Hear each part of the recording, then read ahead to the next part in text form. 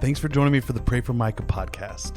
Be sure to like, subscribe, and leave a review, and check out my YouTube channel and follow me on social media. Pray for Micah Pod on Facebook, Twitter, Instagram, and TikTok. And now, on with the show.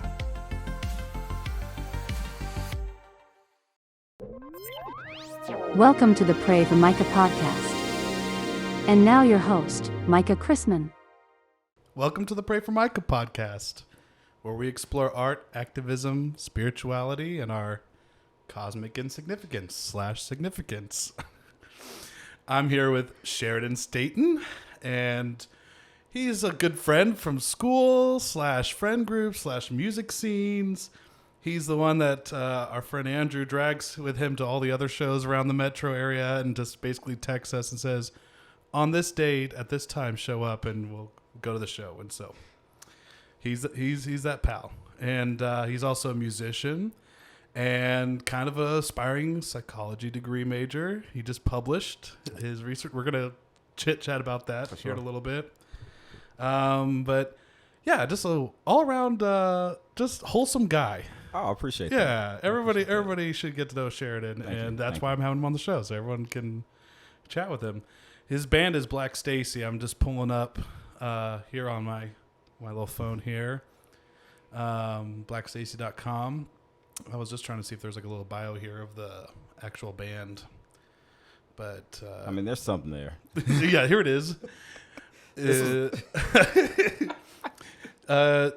Black Stacey brings the spirit of Electric Church. Oh, this is perfect. See, you're on the There Pray it for is. Micah podcast. This is the Pray for Micah Church. I appreciate it. Electric Church. Yeah, that's Yeah. perfect. Yeah, to the Midwest.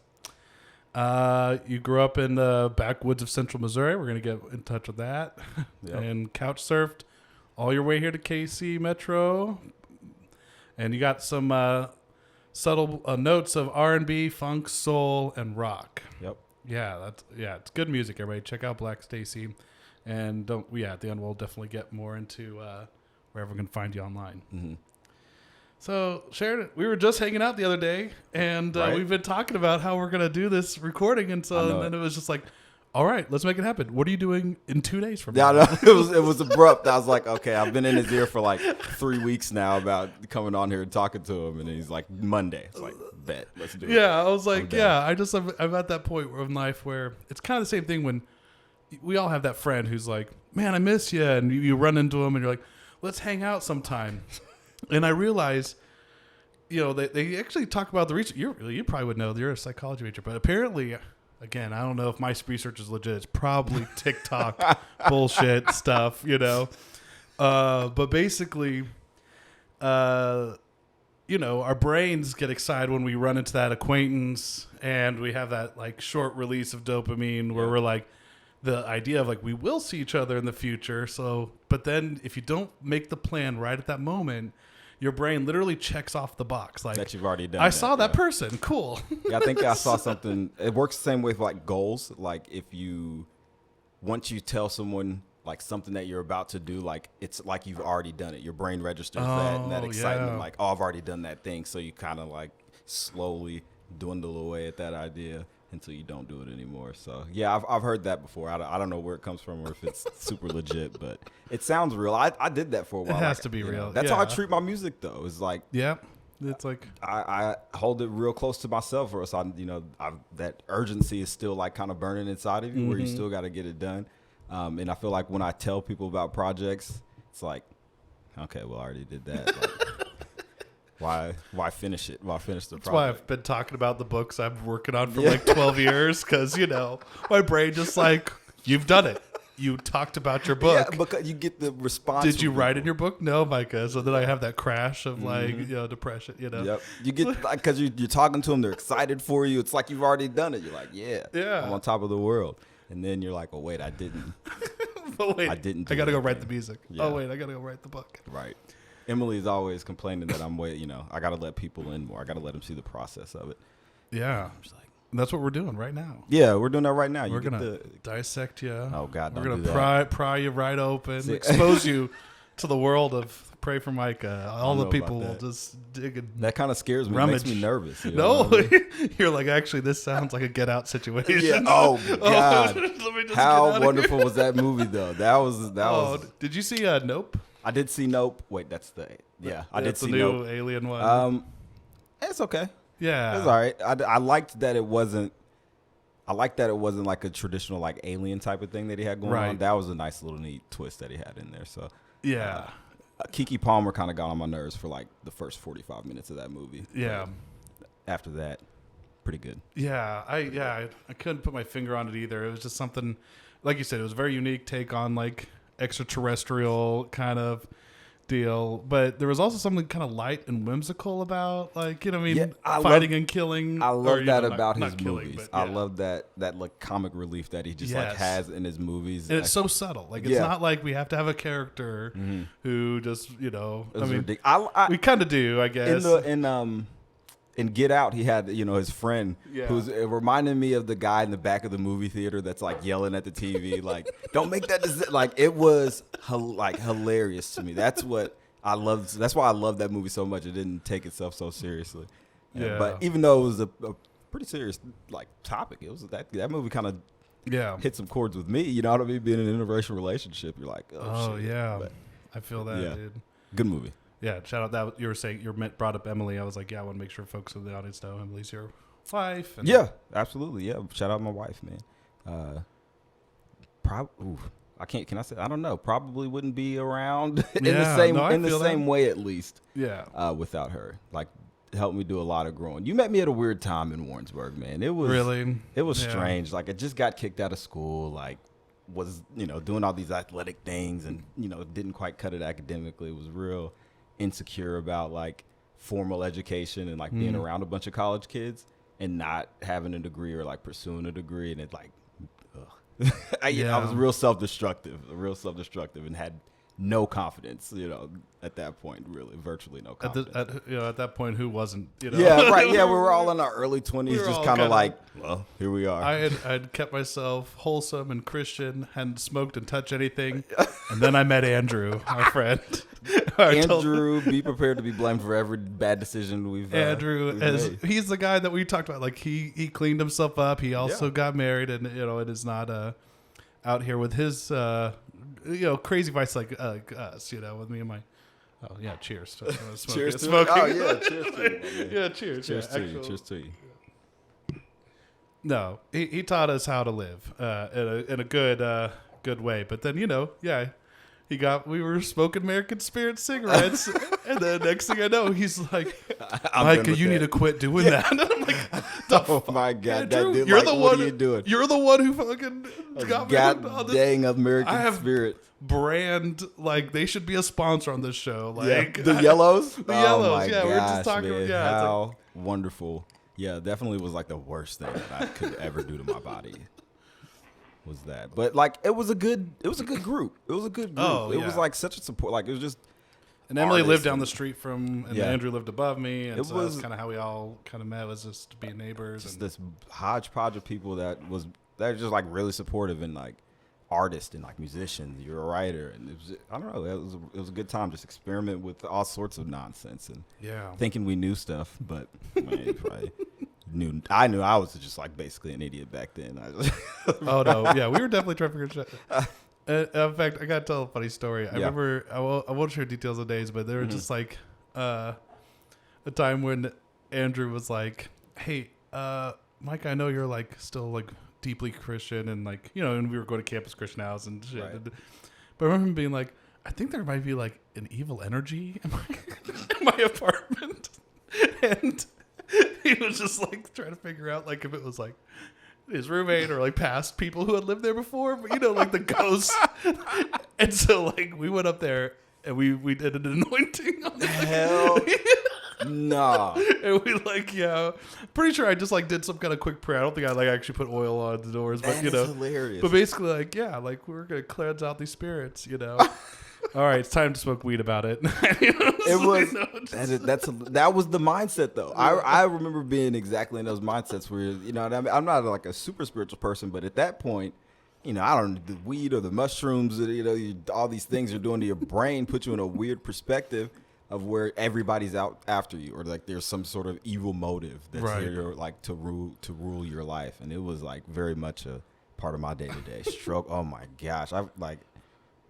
I'll save those stories. Yeah, well, let's dive into a little deeper. What was like kind of, did you play music while you were doing the sports and stuff, or was it like you kind of had to like find that journey after you gave up the like sports? So I grew up an athlete. Like that was, really kind of like the only thing that I knew, and loved doing it. Played football, ran track, got scholarships to do so at William Jewell. Had a blast doing it. But guitar was just something, it was a hobby. I got a guitar when I was 14. My parents gave it to me. I begged and begged and begged because I loved guitar music, and they never understood why. They're just like, oh my gosh, what's going on with my son? My mom always thought everything was phases. So, you go through a phase of, I wanted to get my ears pierced, and she's like, he'll grow out of it. But guitar was the one thing that kind of stuck. And, got the guitar at 14, played it through high school, a little bit in college, joined a band. In college, it's just like garage dive bar band of like old dudes. They're just like playing like the covers from the 90s, and fell in love with it there. I loved being on the stage. I liked being able to perform in front of people. I didn't write music by myself at that point. I like dabbled a little bit, but I wasn't really a songwriter. But yeah, it wasn't until I left Jewel that I decided to take a deep dive into it. You know what I mean? You get people that were around me that I was playing music with at that time were like supportive, like, oh, you're pretty good at this. And so, let's take it to the next level. Good feeling. Makes you feel good. Yeah. Move to Warrensburg, meet David, meet Jed. We start playing music together. You know what I mean? Going to shows, people respond to what you have to say in the music that you're playing. And like, it just kind of snowballed from there to where it really became an obsession for a long time. Long time. And what was the name of your band back then? You started with them. The first one when I was in college? Yeah. Oh, Jesus. Or Listen. like Zed or whatever. Yeah. So it was The Paradise Affliction was the band. Oh. And I like hid this from my like roommates in college and like all the people on the football team. Because I've always been like so reserved and like so private about the things that I do. Just for like, I don't know, maybe saving face or whatever.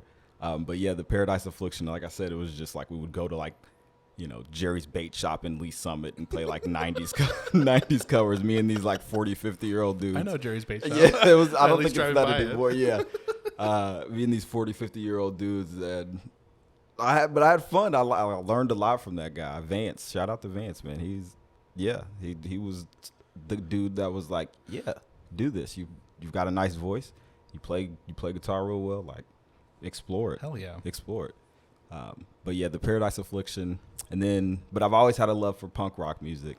So running into Dave and meeting them and then going into Warrensburg, had a little punk rock thing called Vandal. That was, okay. I remember going to your shows when it was a Vandal. I was like, that was a hot mess. Really? Oh God, it was a hot mess. We'd go into practices. We'd go into practices and proceed to like watch a movie and drink and be like, oh yeah, we're supposed to practice. You know what I mean? And then we'd have a show coming up and get drunk at the shows. David's got his shirt off, screaming whatever the hell to the audience, pissing everybody off. But it was charming. It was fun. It was charming. It was charming. We thought we were living the life. You know what I mean? Whenever you go to a bar and they give you $25 and free beer. Well, I was in heaven. I was in heaven. I must be the headliner. Exactly. Never was. We like always forgot gear. Stuff was always breaking. Like you had to spend $30 just to get to the venues up here in Kansas City. Like that's it. Like, but once you get that free beer, you're like worth it. It's all worth it. It's all worth it. It's all your friends are there. You know what I mean? Some new people that you meet. A blast, man. I loved it. The one time I tried to start a band, I was like, I don't know, 14, 15 years old, and I was trying to play drums. That was like I had a drum set, and I was really excited to like start a band.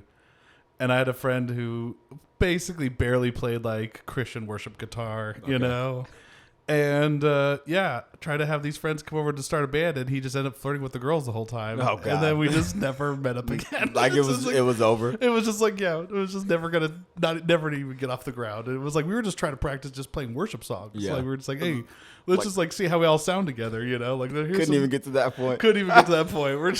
He's just like, how great is our God? My word. Let me tell you a joke. let me flirt with you. You're just hot. You're just a church girl who's hot, and you're here. But that's But look at me and my guitar. Look at me. I'm telling you, I know those guitar players. I was like almost embarrassed that I played guitar. I never wanted to tell people. I still have trouble now, like telling people, I'm a musician. Like anytime somebody finds out at work, I had this coworker at the school that I work at, and we'd hang out a few times.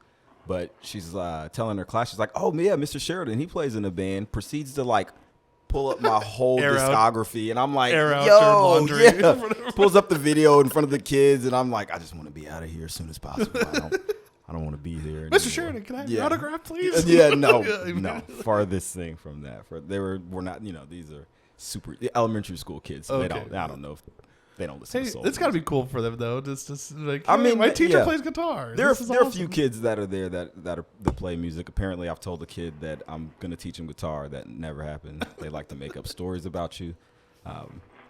But I mean, music is all like I said, I was obsessed with it, man. Like before I even got a guitar, like I would take like either a marker on my arm and like look up chord like tabs online and just practice doing the finger positions like on my arm. I didn't even have a guitar. Cool. Or I would borrow a guitar from a friend for a couple of days.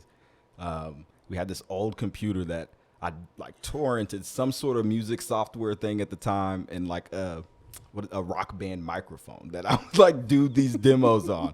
I wish I still had some of that stuff, but like that's how that's how deep it got for me. Like I was like after that point of leaving Jewel, it was like, yeah, this is what I want to do. Man, dude, it kind of reminds me of did you ever watch Parks and Rec? Yeah. Ron Swanson, and he's like the secret jazz player, like a saxophone player. It's like really good. That's what I'm picturing. It's like you're like you have this secret alter ego that you play, and like the minute people find out about it, you're like, you're not supposed to know about that. Yeah, I would get so worked up about it because people automatically want to hear you play. Or like, what do you play? Tell like, me. You didn't tell me you were. And I'm like, I didn't want to tell you. Sexy Like, saxophone player. I wish. How baller is saxophone, man? That's like the coolest looking instrument. I think. I love it. Yeah. Just want to hit that. I just want to hit that one time. Yeah, I eventually started. I've said this before on the show. I eventually picked up guitar because, my dad knew how to play guitar, so it was like and it was just a way less annoying instrument to practice in the house. You're practicing drums, everybody hates you. You know, absolutely. And just was never gonna ever get off the ground. But then naturally guitar playing. It's easier to flirt with the girls. Oh gosh! Oh, so you got your guitar right there. Dude, okay, yeah. So you still noodling still do, man. Sure. Maybe I'll play some at the end. I don't know. I don't know. Just to get it out. I take her just basically when I go hang out with some I'm more shy than you are. I don't I love to play. I love to just jam. But it's more like I'll put on a private concert for a few friends. Just kind of. I used to play coffee shop gigs and stuff for a little bit when I was like 18. Just you and the acoustic. I had never had the confidence to do that. You, like me by myself. I've always played with bands. Me by myself with an acoustic guitar singing. Nah, you're like no dice. No dice. Whenever I do demos, I put as many layers as possible. So that way, it's like you've got to play it with a band. You can't strip this down to an acoustic set. Yeah, I'm not entertaining enough between the songs. Like there's some people that are just. Right. Do the stage banner, and it's like they're funny, and you're like, man, I wish I had that. I realized that's basically what I enjoyed more. It was like I would do the show, and I just liked rambling in between the songs and making some joke or being self-deprecating. So basically, it's like, okay, I should have just gone what I've done now, become a podcast, become a podcast host. That's what you were always born to do. That's what I picture. It was like if I ever was to get on a stage and do music again, it'd just be like some kind of weird comedy act where I just throw in a song here and there, but really I'm just talking. You're just talking. I just want to have a good time and engage. I just want to talk to people. Yeah. Back then I want to share the love of Jesus. Through through my stage. Share the love of Jesus. Yeah. I still do. You're good. Just not through Jesus. You know? Just love of Jesus. Well, that was mystical right there. Yeah. Just not through Jesus. I tell people, I'm like, yeah, in some ways I feel like I'm a better Christian now than I was all the years I was a Christian at a church, you know. A little more relatable, a little more down to earth, and yeah, like as far as like loving my neighbor and stuff and not being judgmental, you know, I feel like that's something that I try to practice. And yeah, absolutely. I love being able to connect with other people. You know what I mean? I think that's probably the coolest thing of being alive. You know what I mean? If I'm going to do be it through music is like a whole other spiritual experience. Oh, for sure. Yeah. For sure. There's nothing like it. I love creating music. You know what I mean? It's definitely a passion. Something I'll always do, even if it is by myself in a room. You know what I mean? That's how it started. You know what I mean? I'll never give up that passion for sure. Have you ever, what's like the kind of largest crowd you've ever played in front of? Oh, God, I don't know. I hate to be that. I'm not trying. Have you ever had that experience where like you're playing and you're doing something and you kind of watch how it just moves the crowd into like the movement of the music? Does that make sense? It feels like a magician moment, you know, where it's like, yeah, when the drop comes or whatever it is, you know, that just sends a little ripple.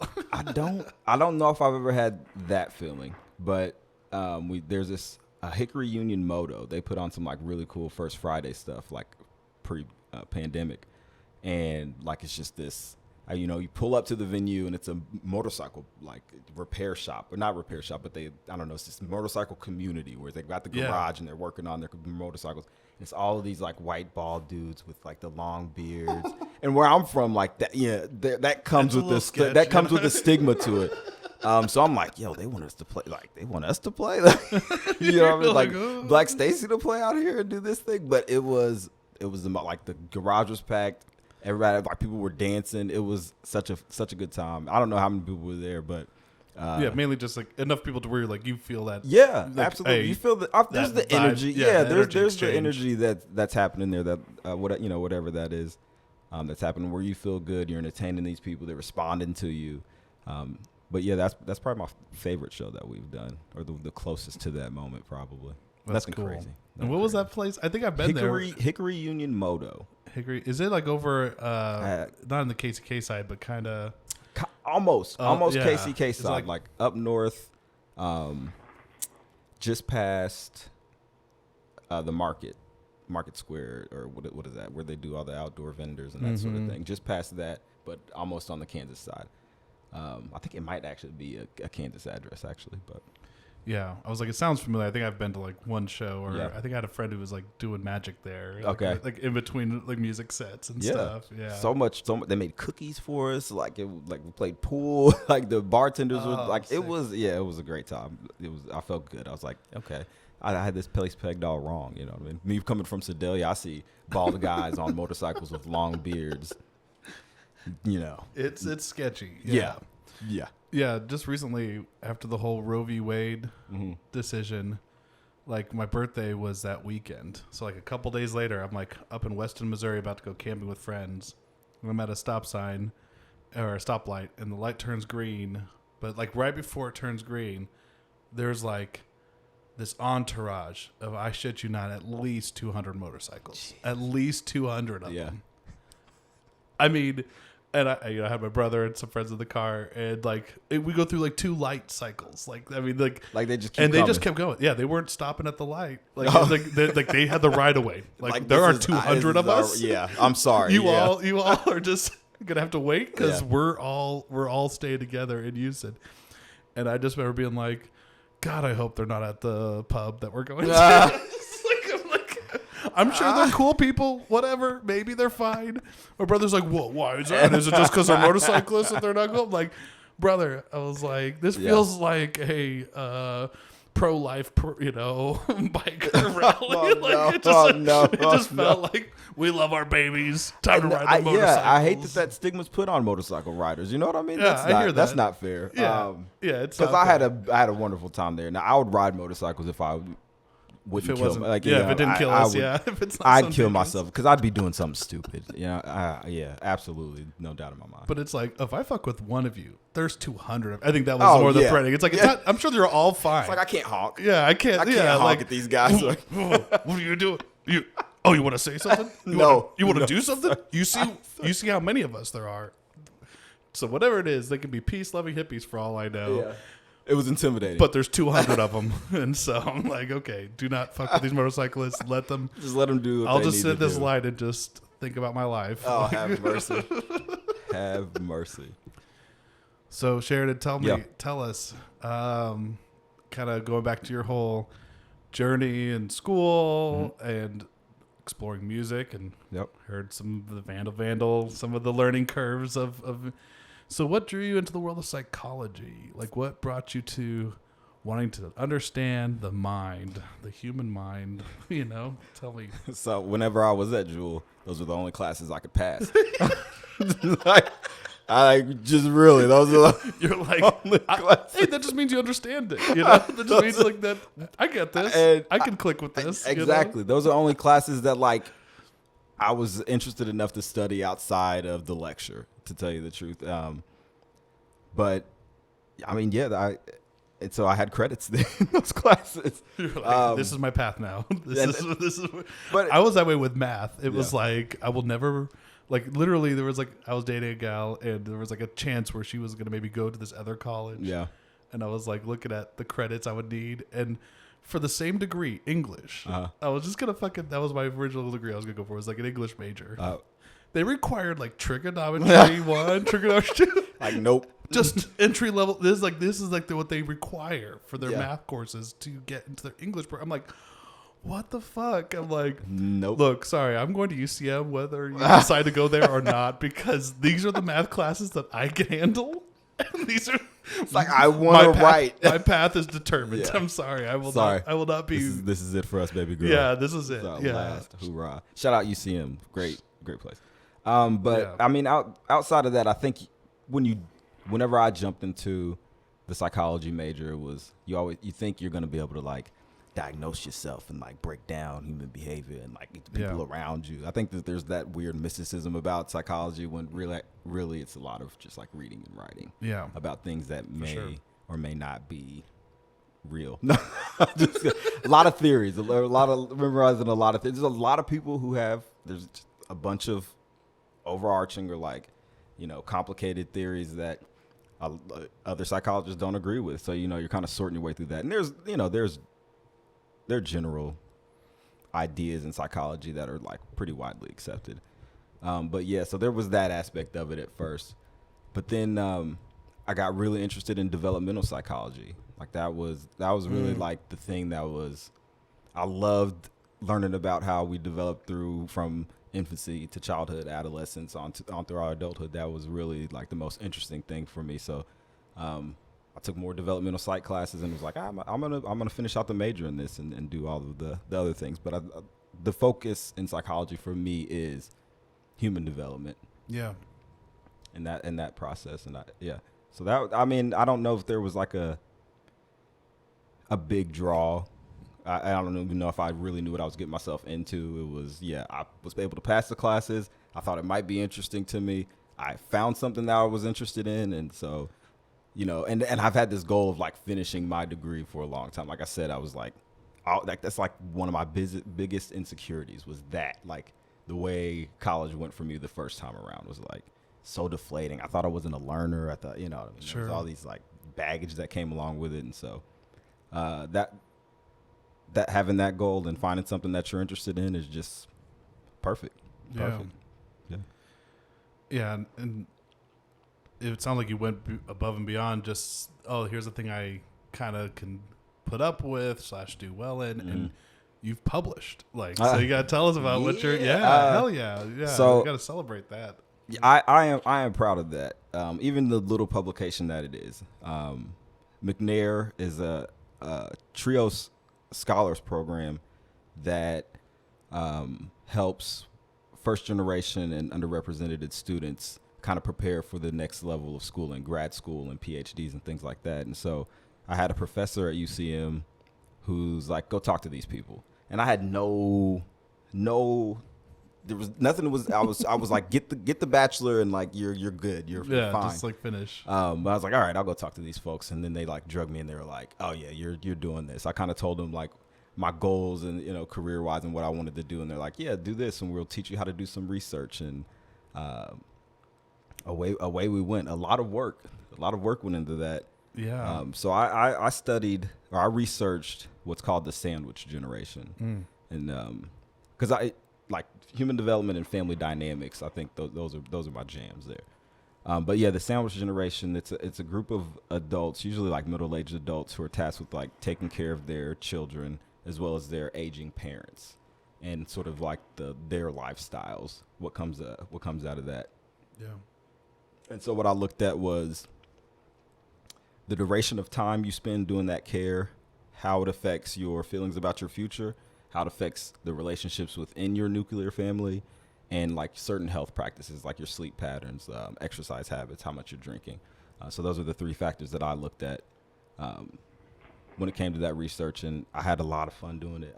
Really? I loved doing research. I was always that late night researcher on like Google. Yeah. You know what I mean? Looking up some like weird conspiracy theory or something like, oh yeah, the government's out to get us. Scrolling by, or some random article about, nonsense. But that, you know what I mean? And having that focus and the interest in, like, you know what I mean? You got to choose your own research path, choose your own destiny there. It was really, I don't know, it was a really interesting process, and I love it. And I want to be able to do that. I want to be able to do that as a career, but also I think it's important for research to be able to communicate it to a general population. I don't want to go at it and look at it like I'm talking to other academics. Just for the Ivy League tower. Yeah, people. you know what I mean? Because it's like it's already such a gated community. Like getting access to like published research, you got to pay all this money, or you got to be a college student, and, Just to get street cred, because they they don't even pay you for it. There's just all these hoops that you have to go through to get access to research articles. But there's important information in there. And it passes. It pushes like you said, this field of psychology has been around a long time. Mm-hmm. There's been, thousands of people before you, and I want to pass the torch. Like how we develop is interesting. The dynamics within our family is interesting, and these are like, you can help people with this, like, so why not do that? So that's my goal, is to like be able to at least look at research and turn around to maybe someone who's not an expert in the field and say, hey, this is interesting, and maybe I think it applies to you, and you should learn about this, and maybe you can apply it to your life. Yeah, that's what I was going to see, if you could delve a little bit more into the sandwich generation part, because you were saying it's like people who are caretakers of like, from what I understand, like you were saying, like the older generation, their family, their parents, and it basically you go ahead. So multi-generational caregiving. So you've got their parents who are aging and run into difficulties with their, health happens as we get older. You know what I mean? It starts to kind of deteriorate. But also they're in a unique position because they also have children that they're raising. And what we're seeing now is it's taken longer in that transition to adulthood. So now it's an extended period of caregiving for these parents. So now you have the pressure of taking care of an elderly parent plus taking care of your kids into their early adulthood. And it's really got some like adverse effects on their health, like depression and stress, and like even like the physical toll that it takes. Monetarily, you're taking off of work. You're maybe switching from full-time jobs to part-time jobs, and you're losing out on that income. You're retiring early. You're pulling out of your retirement fund. So there are a lot of just negative things that come with it, but at the same time, we don't have the infrastructure here in the United States, at least, that takes care of our older people really well. You talk about like Medicaid and retirement funds and Social Security and things like that. We're living till we're 80. You know what I mean? These structures weren't built to get, you know what I mean? We're living longer than ever, and these structures weren't designed for that. So we're learning real quick that we can't really support our older generations. And so a lot of that responsibility is falling to these caregivers. And, you're starting to see some really negative outcomes from that. And so I just wanted to add to the literature, because a lot of it does focus on like, what are the immediate kind of effects? And I wanted to look at how duration of time plays in that. Like, does it get worse over time? Does it not get worse over time? And this was, I didn't have a whole lot of time to do the research. Resources were limited.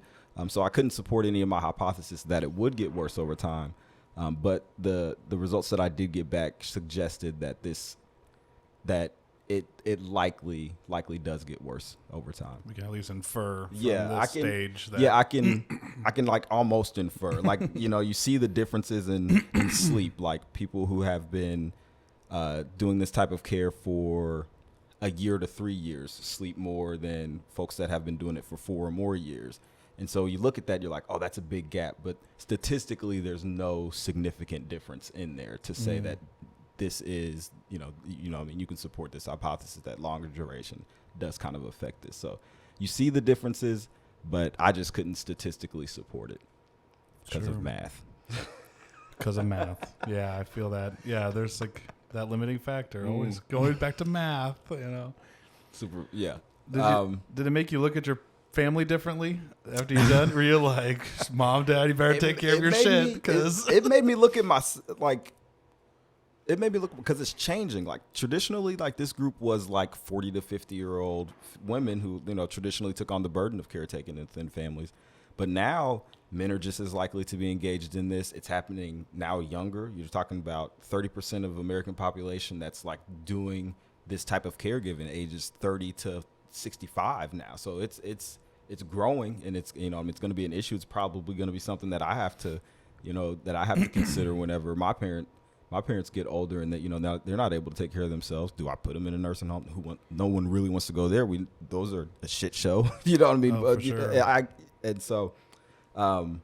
It made me look at myself and say, like, I'm likely gonna have to do this type of caretaking. Like, what's gonna happen to me as I embark on that journey? So. My parents literally have told me and all my siblings, there's 5 of us, they're just like, when we get to that point, we're just going to come live with you, Micah, for 3 months. And we're going to live with Caleb, and we're just going to rotate around all the age kids. We're just all year round. We're just going to live with everybody. At least you have siblings. You can kind of like split up the responsibilities within there. You know what I mean? I don't know that my mom trusts my 2 younger sisters to take care of her. I don't know. That's why I told my parents, I was like, okay, it just means I have to get like really rich and famous from like whatever it is I do, either this podcast or writing, just so I can afford to take care of you guys. Because as much as I love you, I don't want.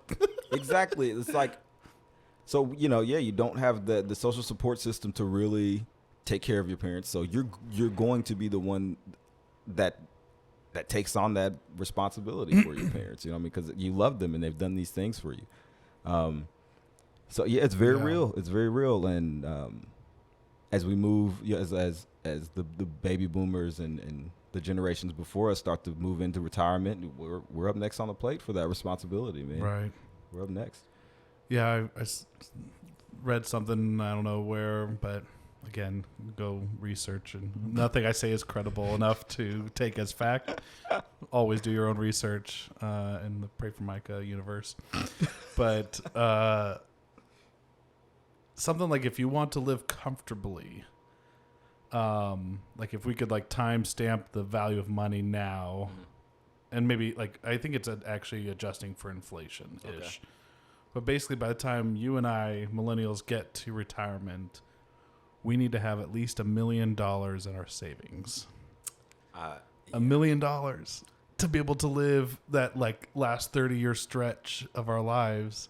Maybe again, more. yeah. Like maybe more by the time we get to that point. And like, that's basically to have an income of like, I think it was like 80,000 or something, 100, a year. Yeah, it's so like, you can be comfortable. I believe it. I've kind of chalked it up as I want to find something that I could see myself doing in maybe even past retirement age. Like, right. Yeah, and I think I'll be a Walmart greeter. Yeah, Walmart greeter. Whatever. Well, they'll have the robots is, you know greeting everyone at that point. I'll the front desk of a hospital. You know what I mean, giving lollipops out to kids or whatever. Whatever spot hasn't been taken over by robots. Yeah, let me do that, and I'll just do that until I die because I already know. Because that's a lot of the million. That's you know what I mean. That's a lot of money. I don't know that I'll get to that. I don't know that I'll get to that point. Well, that's the thing. Like, that's the whole.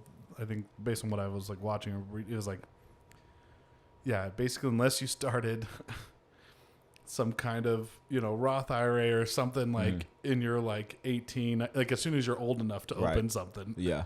And unless you're putting a consistent amount of money into that, you're gonna struggle. Like you're not gonna. Which I've worked for nonprofits and different things, so like little in my 401k, but at 33 years old, I am not on track for $1 million in my bank account. Me neither. And that's what's like. Everybody's so mad about, these student loans being forgiven. Are you going to be a recipient? Of that? Am. That's gonna help me out tremendously. Oh yeah, for same. sure. And I anything dealing with education, I'm always going to be a supporter of. Anything that helps people become more educated, I'm always going to be a supporter of, for sure. Right. And this isn't, a lot of people are calling it a Band-Aid, and it looks to be that way. I know for me, it's going to take out a significant portion of what student loans that I have, which is great. For other folks, it's not going to be like that. So if you have $100,000 student loan debt, it's a drop in the bucket kind of thing. Right. But I was happy to see it. I was happy to see it. Yeah, they talk about like the inflation for the cost of schools has just ever since it's been backed by federal funds has like skyrocketed. Yeah. Since like the 70s. Man. And that's like literally like our parents are like, well, I was a dishwasher and I paid for all my education. Yeah, it was like $60 a credit hour. Yeah, that's fucking of course you were able to pay for it back then. Now, you rack up $30,000 in a year. I was at William Jewell, and I had two athletic scholarships, one for football, one for track, and still had to take out, I don't know, like $7 grand a year to fulfill all of the tuition that I needed. So insane. Yeah. It's absolutely insane. Community college. Yeah, college. That's what I did. I did community college. It was free because I got the scholarships or whatever for community college, and I still got some speech and debate scholarships at UCM, and my master's was paid for. That was nice. The university paid for because I worked for them. I was like a teacher, doing speech and debate teaching. But I still ended up leaving with $30,000 in debt. Like that's it's better than $100,000 for most people. But it's like, goddamn, you realize how hard I had to fight to get just a debt of $30,000. Like that's what you're doing these days as a kid. You're just fighting to go out with less of a debt. And I think about like first generationers or people who don't get athletic scholarships, like people that just want to be able to learn or be able to like have a chance at a better career or at a career that they most want, who have to go in there by themselves without any other support systems like scholarships or family. It's tough. It's tough. I know. I see why university, university enrollment rates are dwindling as they are. Right. Yeah. And I knew a person from my old church past was on social media just ranting and raving on this post about the whole student loan forgiveness thing. He was like, I worked at a factory job and I worked this other job and I was driving through the snow and tornadoes and all this stuff to pay off my debt. Now all these entitled people are, and this guy's like an ardent, very vocal Christian too. And I'm just like, in my mind, I'm just like, look, bro, if you're not into the whole unmerited grace kind of mindset, you're probably in the wrong religion. It's just like, you're over here just like, fuck you. You should have to work for it. Not only that, but it's like, nobody's taking that away from you. Nobody's taking away the hard work that you put in to get your education and the things that you had to go through. Nobody's taking that from you. What do you want me to do about that? Why can't we work on a system that's going to make it a little bit easier for the next person. Right. Like why I don't know. And like I said, like I'm pretty biased towards education. I think I'd support most things that it's that make that more accessible. It's not a good parallel, but yeah. Someone was saying an example would be like, okay, I got cancer and now I have to use all the chemotherapy and I fought through all this power, and then after all that's said and done, we have this miracle cure for cancer now. But I had you don't deserve the miracle cure because I worked for it. It's like not a parallel at all. So sorry for anyone who suffered cancer. I see the illustration. You're illustrating a point here. Yeah, that like, hey, give people a break.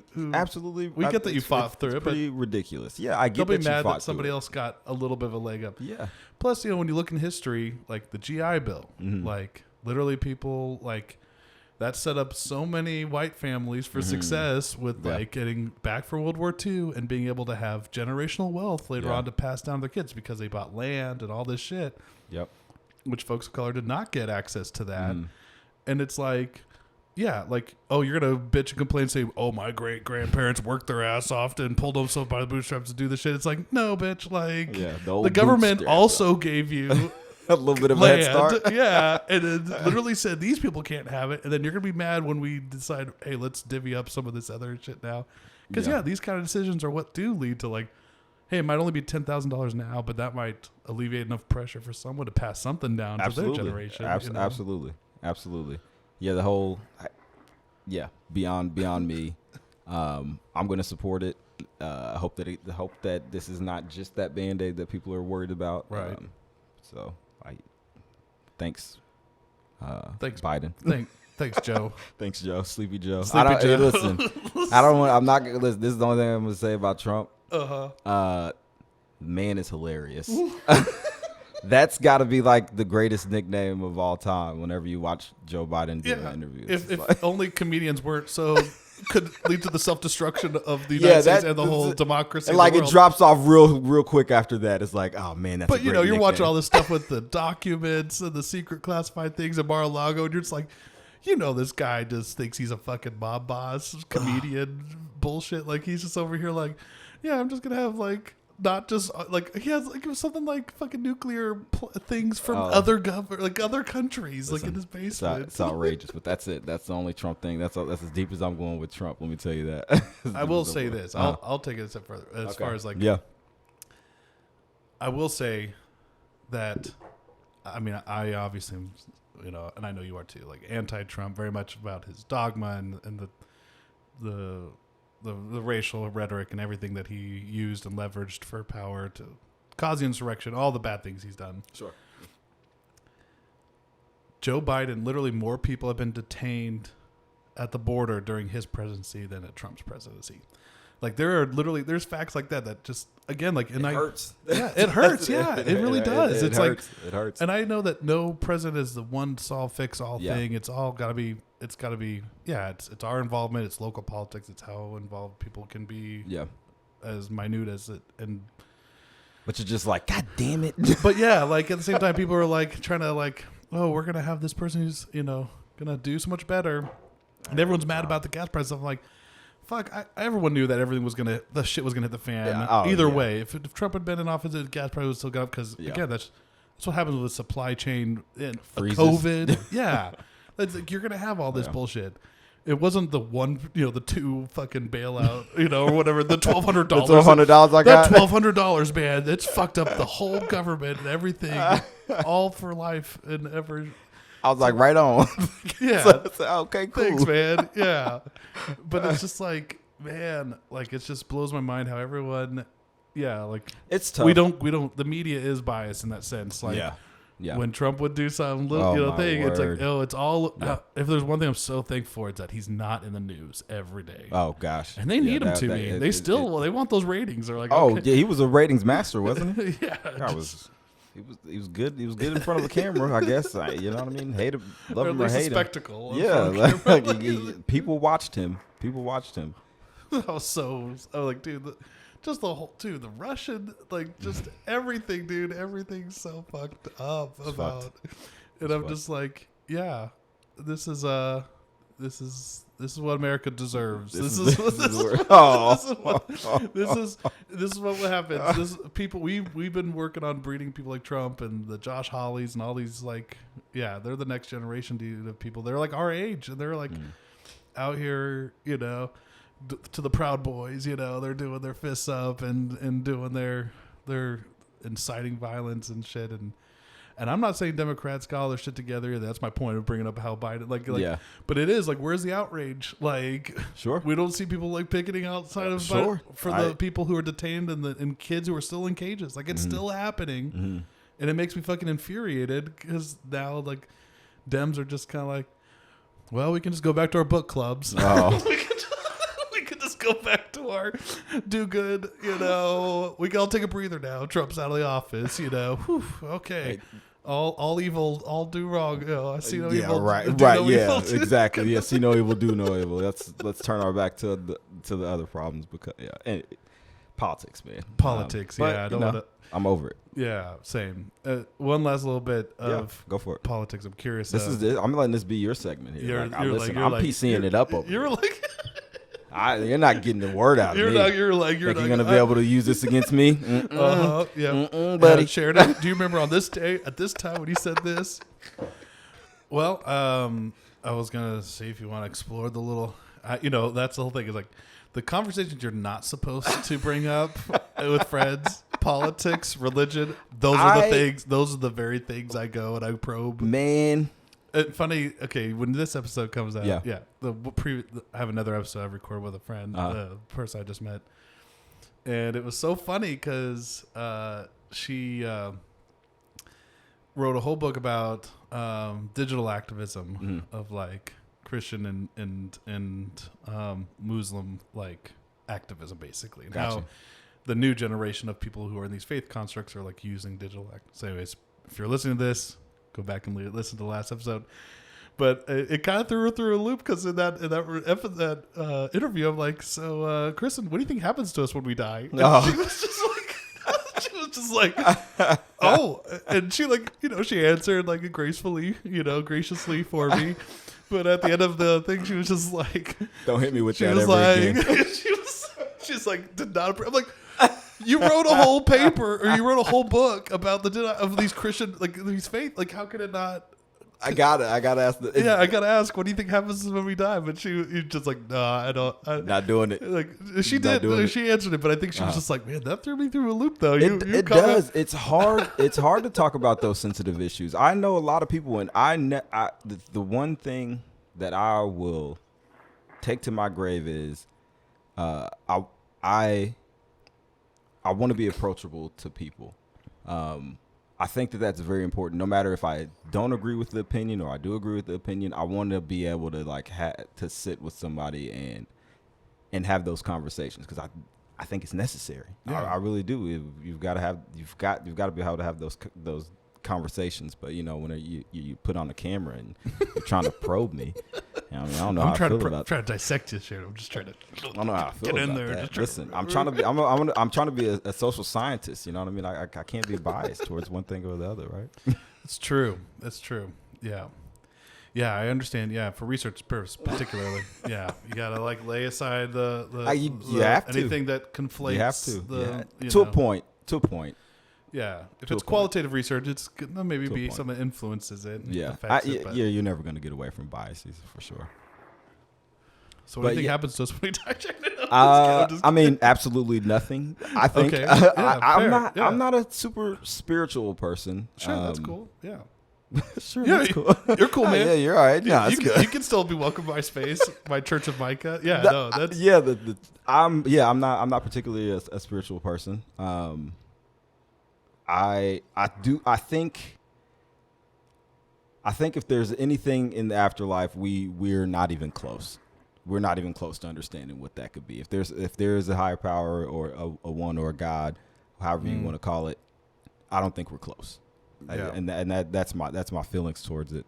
Like not close. Like I don't think like concept wise. Imagine. Oh, I see. Like how we could even conceptualize. Like how could you even conceptualize something like that? Like maybe divine intervention or I'm not quite sold. I'm not quite sold on that reason.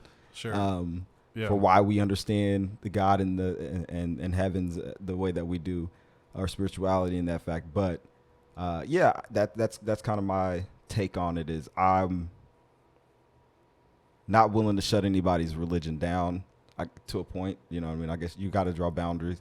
Yeah, if it's not bigoted or harming people. Yeah, that's how I think that's a line that I wouldn't cross. You know, that's a line that I wouldn't support. But yeah, as far as for me, not particularly spiritual. I don't think we got it quite right in any of the religions that we see in the world today. Sure. So but I don't think anything happens to us after we die. I think it's just kind of, over. Lights out. Yeah. Kind of like before we were born. Yep. That's what I imagine it being like. Just kind of fade into a blissful. That's shitty, right? That's just like no. Dude, I'm like what kind of person is this? Like, don't you want to be up there in heaven, like partying with Jesus, drinking wine and shit? It's like, yeah, I'd love to be able to do that, but it's probably not gonna happen. Only with baby Jesus. That's the only one I party with. Yeah, I don't fuck with nails in the hands, Jesus. Oh, Jesus, have mercy. No, I hear you. No, I change from day to day, on these kind of things. I joke and I tell people like, yeah, there's some day that I wake up, I feel like I could sneeze and be an atheist, like that's just kind of where I'm at with my existential dread and consciousness. Yeah. But yeah, for me, there's just, a lot of different spiritual connectedness or things that happen that wants me to kind of yearn. I guess I kind of yearn for, that it could just be, the chemicals, the chemical dump in my brain as I'm dying that like makes me live out a residual kind of life, infinite life but again, like when you don't know, you don't know, right. And so how can you know until you're there? And I agree. How could you know until you're there? And then the fear of like, I think going to my deathbed with regret / I've had a lot of rhetoric, a lot of like teachings on hell. Yeah. And there's enough trauma from that. Listen, I grew up Pentecostal, my man. Yeah, I was going to say, I'm curious, like, did you at least encounter any of this? Or I grew up Pentecostal. It was. Yeah. That's funny because I was like, that was talk about trauma. It was every day you're going to hell and gnawing and gnashing of teeth for eternal. I'm like, damn, like, what did I do? I'm 13, man. Like, what the hell did I do, man? Have mercy. Like, what? In fact, you were so wretched. Someone had died for you 2,000 years ago. Like, man. I didn't ask for this. You didn't even exist yet, and someone had to die for your I didn't even get a choice in what's going on in this world. Yeah. Yeah, it's just one of those things where, like, you realize, faith and religion are two different things. Yeah. And religion is what's been used to, like, control and just mind control the masses kind of thing. Faith is something that I think, it could be very beautiful that if we, like you said, it could be whatever brings us, a joy and connectedness with each other. Right. And a faith in humanity. Because look at the ball of shit that we get to do here. Like, right. like enjoy this. I don't want to spend life thinking about an afterlife when I get to like play music with my friends. I get to hang out and connect with people. I get to do some like this. Life's like precious. This is like when it's limited. It's limited. Yeah. That's maybe that's what makes it worthwhile. You like enjoy it. Enjoy it. Enjoy your time while you're here, my man. Or woman, or they man, enjoy it, enjoy it, live it. Go make a change somewhere. Find your people. Yeah, find your people. Find your people and love them. Don't be afraid to connect with people. That's my biggest fear. Is like somebody misunderstanding something I meant. Yeah, like because I've offended people for sure. I've definitely done that. Like I said, you met me at a weird time. Punk rock music was wild, and the chemicals, man, the chemicals. The chemicals. But as you grow older and wiser, I've loved being able to connect with people, and to have that cut off by some sort of misunderstanding or maybe a difference in viewpoint. That's heartbreaking. Yeah. And I've come to realize that, like, yeah, there was a lot of like fear I had of starting the show. This idea that like I'm putting out my words into the ether, and I'm like, well, at the least, okay. So it used to be like I used to blog, and yeah.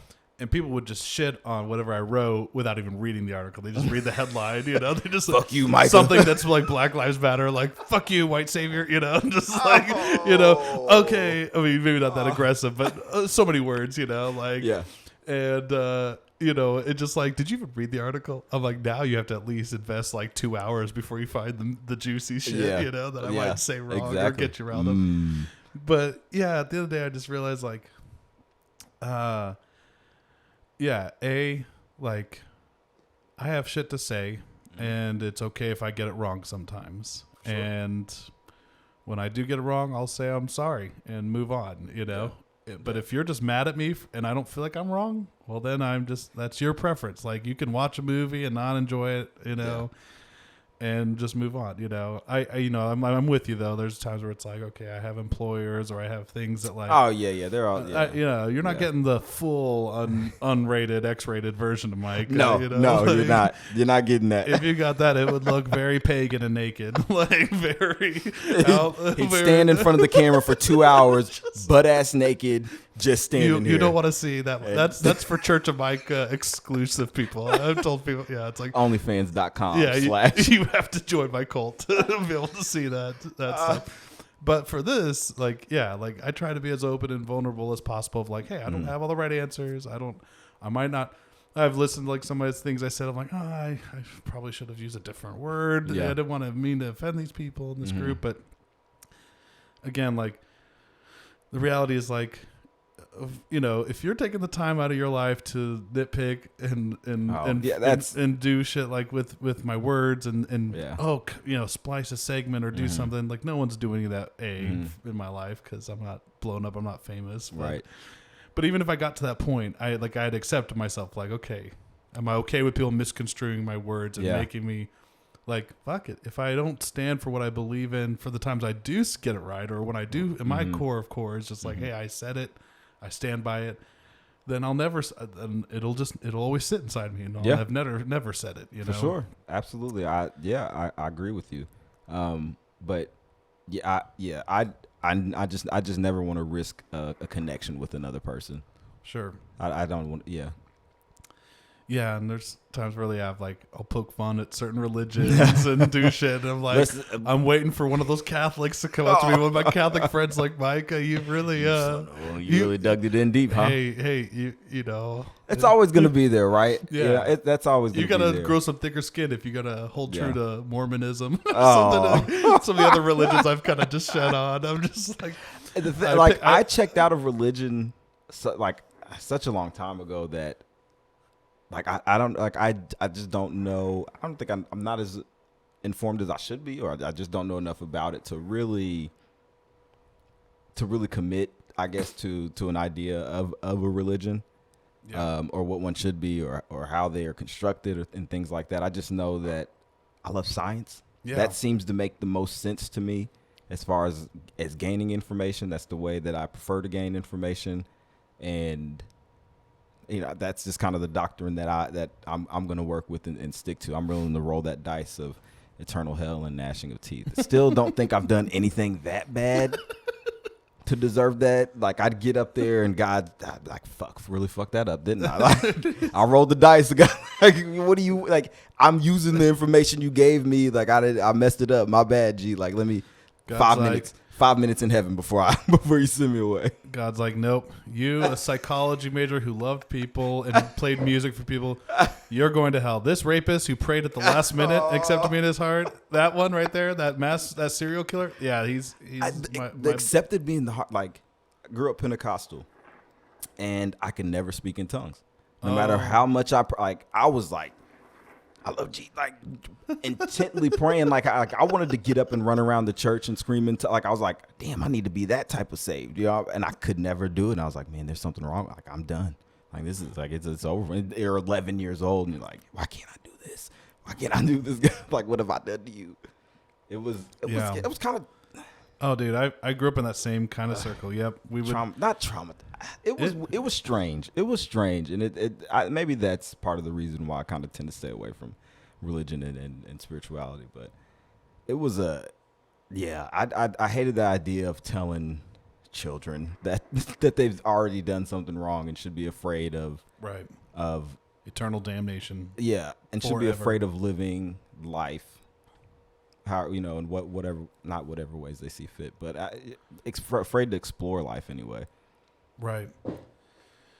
Yeah, and just for the longest time, the way I grew up was just like, oh, if we didn't have religions in general, maybe not Christianity, but a faith construct of some kind, we would just deplete into moral depravity, and we would just be running the streets, killing and massacring each other, and kind of like now, huh? Yeah, literally, I was like, that's the thing. Like, you have like these people with their Christian bumpers, their stickers on they're like road raging. Fuck you, dude. It's like, well, you might want to check that Christian bumper sticker you got there. The fish. Like, it's just like at the end of the day, we realize like there is a human empathy.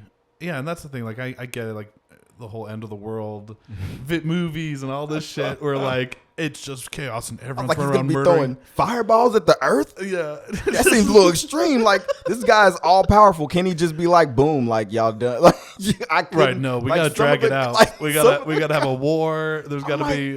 What is this like? Why is he overkilling right now? We gotta have an Armageddon battle. Satan. What about the babies? And they're like, I gotta figure that out. I'm like, the locust demons have to come out of the earth and smite everybody. Like, it was a real sci-fi movie at the Pentecostal church that I was at. I was like, yo, dude, these motherfuckers are off the chain, man. There are some I can't remember what book it is, but there's some emerging like kind of theories that like that basically they were all tripping psychedelics like that like John and all these that they were just like seeing demons and shit and seeing things in the spirit, and just like hey, we better document this down. We better write this down. This is prophecy, And the Church of Scientology, wasn't that just like a kind of a sci-fi book that the guy wrote? Like the same sort of thing. Like 70 years ago. Or like it was like he just kind of wrote a sci-fi book and was like, here we go.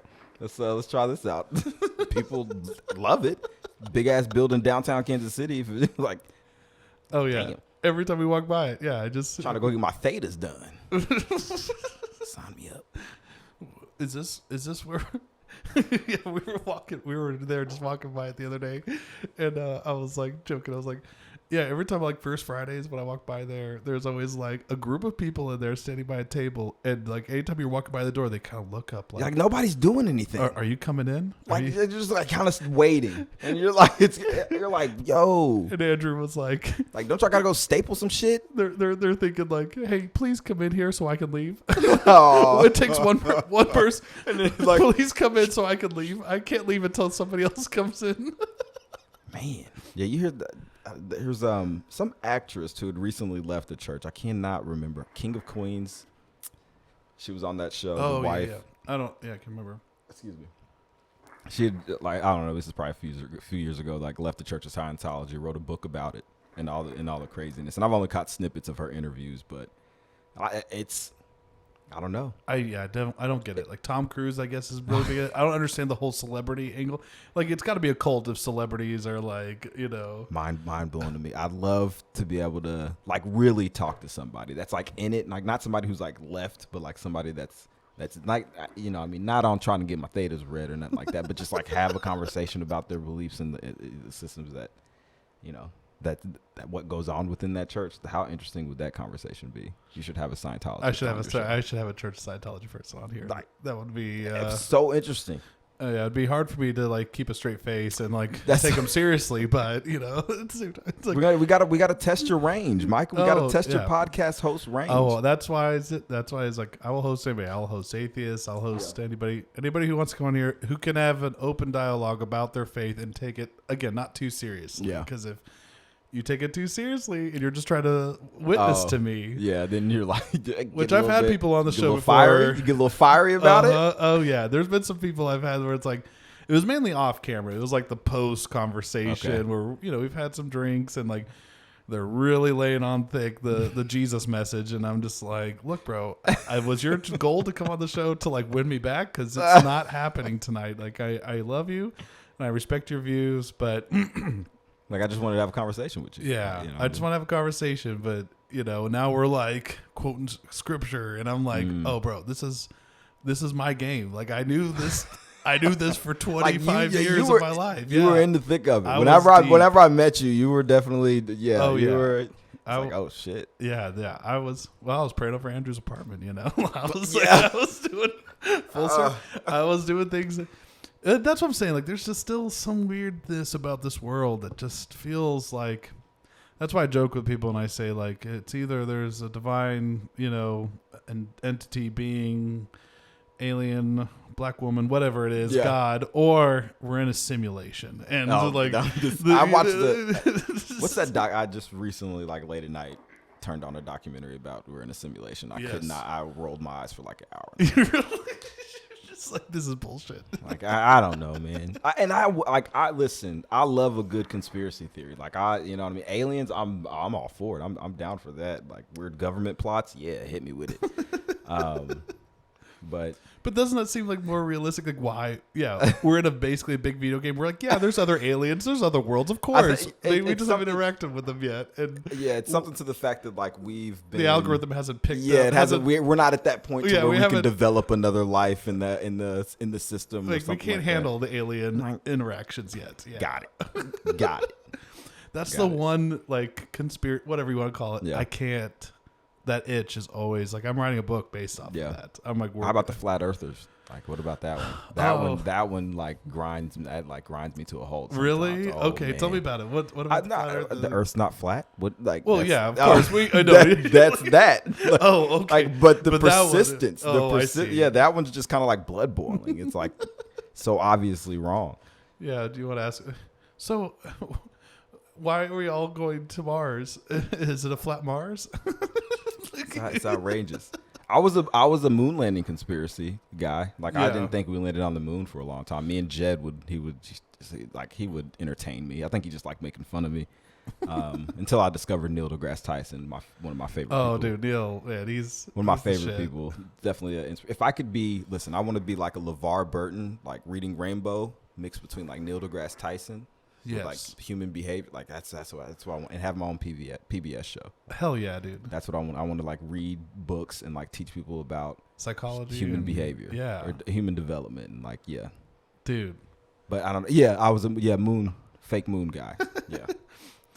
I had a friend, and I met through college when I was in speech and debate. We like went and did a debate circuit over in the UK. It was really cool opportunity, like get to go to England. Anyways, I met this friend of mine.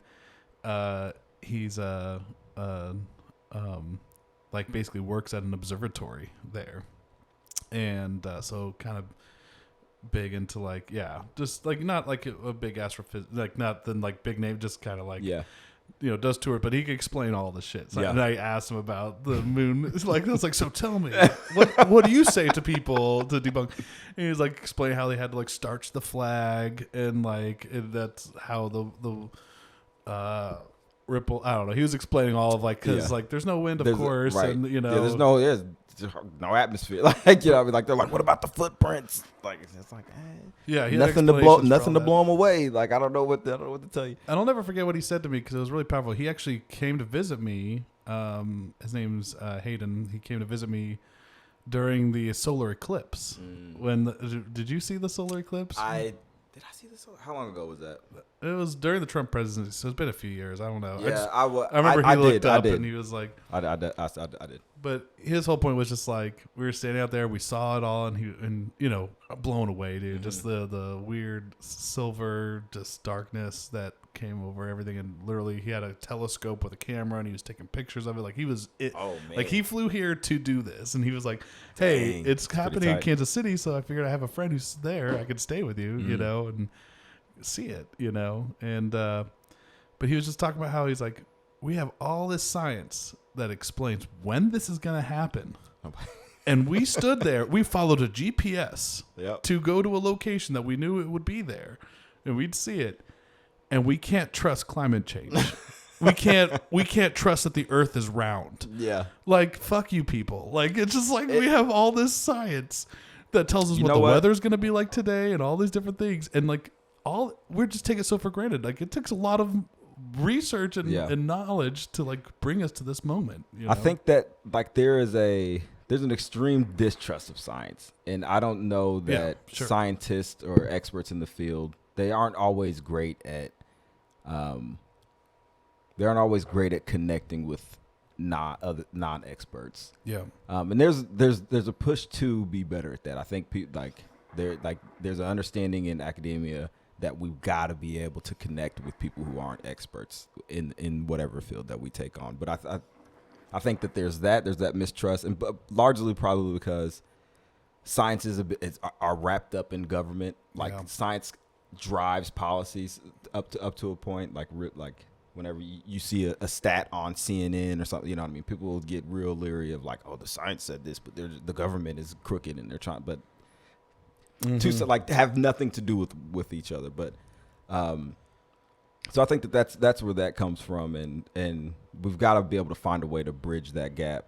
Yes, we've got to be able to find that to be able to have our expertise, but have it not feel so stuffy. Like these, you know what I mean? Like sure. You know what I mean? It feels like the guys in lab culture just kind of standing at the gates like, y'all can't come into here. It's like, no. Like that we've got to be able to break that stigma down and like let science be accessible and let it be, we've got to find a way for it to be understandable for people who didn't put in 10 years of expertise. And that's the responsibility that we have as scientists. You know, it's hard, you know what I mean? You can't always talk in jargon and the things that you understand. You've got to break it down to whatever elementary level you have to. But it's important. Right. It's important if you want people on your side as far as within the sciences. Or it'll be like most of my upbringing, which is like, that's witchcraft. We don't talk about yeah. Like, right. That science is devil's work. You know? The dinosaur bones were planted by Satan, you know? Exactly. Yeah. And that wasn't what I was talking about, you know. It's only 6,000 years old, you know. I absolutely understand I hear you. I watch a lot of PBS. Mm-hmm. Do you ever watch any of the digital studios stuff on YouTube? They have like a PBS digital studio. I have to maybe. I'm a YouTube junkie, man. I've watched so many things on YouTube. My two favorite shows that are PBS is Eons, and it's basically all about just like these 12, 15-minute episodes where they'll just do a deep dive into like some like species of dinosaur animal and just talk about this. Isn't it wonderful? Like I love that shit, dude. I absolutely love that. It's got to be everywhere. Evolution and stuff. I'm for it. I love PBS for that. I love people like Neil deGrasse Tyson who are just such like brilliant thinkers, but are still able to connect with me. I know nothing about astrophysics. Like I know but he can break it down, but it's like even if he can't break it down to where I picked up one of his books, astronomy for oh my gosh, I can't even think of the name of the book. It was a funny title, but I got like 6 pages in. I was like, I don't know what I'm reading here, but you know what I mean. It was still like a fun read and still enjoyed it because that's I don't know. I think that's an important job of an academic.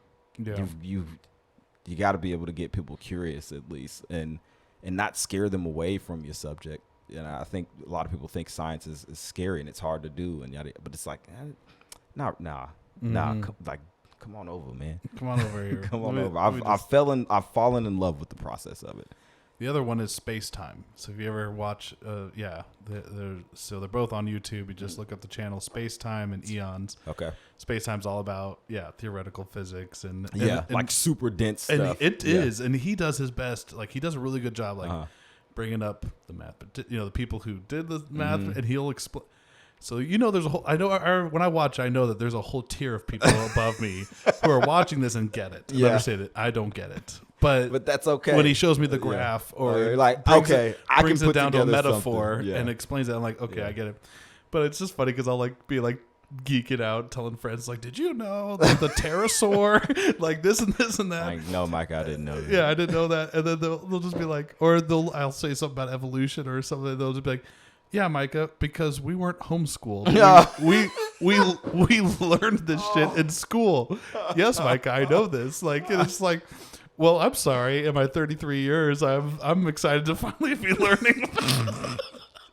I'm excited just to learn about. Don't let him kill your excitement. Yeah. No, don't let him take that moment. Don't let from him take you. it away from No, me. Yeah, I don't. not. I don't let him do it. But it's just funny. That It's is like, funny. we were public school, so we actually got to learn some of like the actual age of the universe. Yeah, I mean, it was definitely taught to us. I don't remember getting excited about it. Again, like school was such a weird thing for me. Like, Yeah. being an athlete, like, you know, I felt like I was like, I got to do good in school so I can go play the game on Friday. Like that Sure. was kind of, it was just kind of like a procedure. It was like, all right, I'll sit in this class and listen to you and you know, not disrupt so I can go play my game. You know what I mean? So, yeah, I don't ever remember. I never was excited about learning until things like PBS, until people like Degrasse, Tyson. Like now, and being successful in a classroom. Like I made a dean's list. Yeah. Are you out of your mind? Like, Congrats, man. Yeah. like that. No, like I'm telling you, now not that I was a bad student. I think there are a whole lot of variables that went into my struggles while I was at William Jewell. But I truly am excited about learning, and I really want to be able to like take whatever field that I can become knowledgeable in and share it for people and get them excited about learning about development particularly. Yeah. And I love libraries and books, so I want to be able to use those as tools.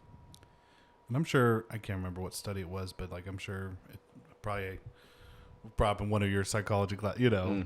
But it's like basically like, yeah, when there's positive affirmation behind something, even if the kid's doing shit work. Yeah.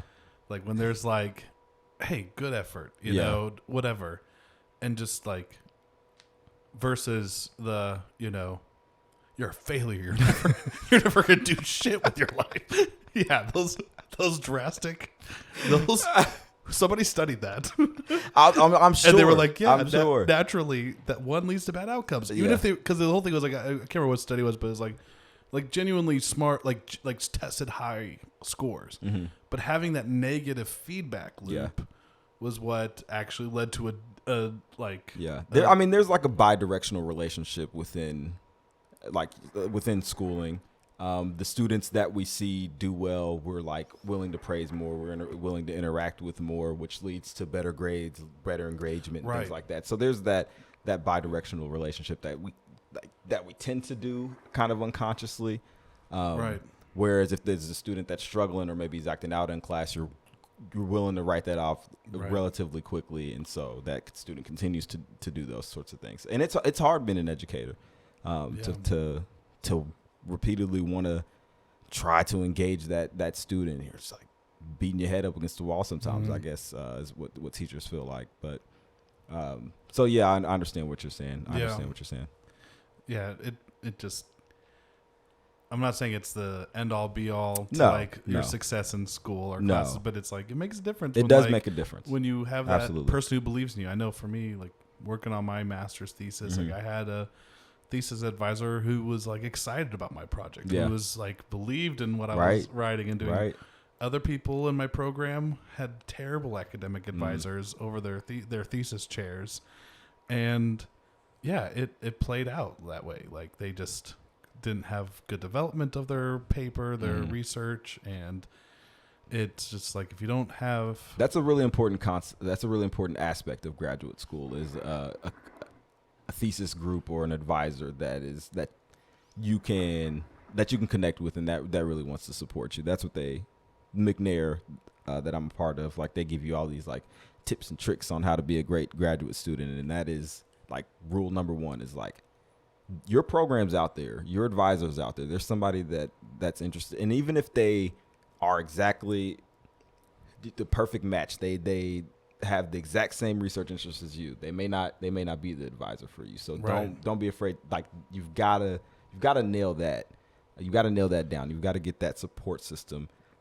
or else, you're spending 5 years doing your doctorate with this person that you hate. It's going to be a god-awful process. It's going to be a terrible process. Yeah. So is that the next step for you? I don't know. PhD. They really that's the goal. Like, you read their mission statement. Like, they want students to be able to go and get their PhDs, and they really do set you up for that. Like, I almost quit over the summer.